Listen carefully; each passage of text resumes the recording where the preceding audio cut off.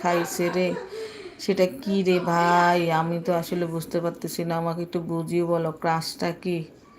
কাশ কি বলো, কাশবন নাকি গাছবন বলো?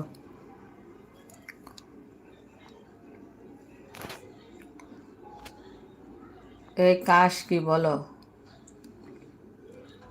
গাছবন? আমার ভাই হাসতেছে আমার কথা শুনে। আমি